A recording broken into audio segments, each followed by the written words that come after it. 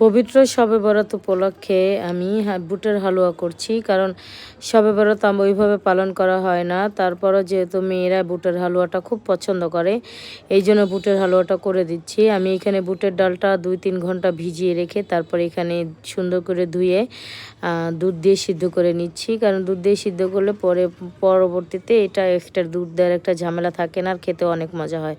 তো যাই হোক, সিদ্ধ হওয়ার পর আমি ব্লেন্ড করে এইখানে পাত্রে দিয়ে দিচ্ছি পরিমাণ মতো চিনি, লবণ, এলাচ, দারচিনি, গুঁড়া দুধ, সেই সাথে একটু লিকুইড দুধও দিয়েছি।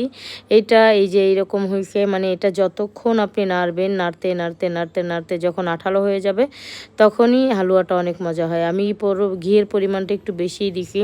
আর রান্নাঘরে দাঁড়ায় নাড়তে নাড়তে পা ব্যথা হয়ে যাওয়ার পরে আমি এখানে ইলেকট্রিক চুলায় একদম সঙ্গে নিয়ে ড্রয়িং রুমে চলে আসছি। আমার মেয়েও নেড়ে দিচ্ছে। এই হচ্ছে তারপর বুটের হালুয়াটা কেটে নিছি। আজকে অতটা ভালো হয় নাই, তা আমার হাতে প্রচণ্ড ব্যথা ছিল বিধায় বেশি নাড়ানাড়ি করতে পারি নাই। যাই হোক, সামান্য শবে বরাত উপলক্ষে সামান্য একটু আয়োজন করেছিলাম মেয়েদের জন্য।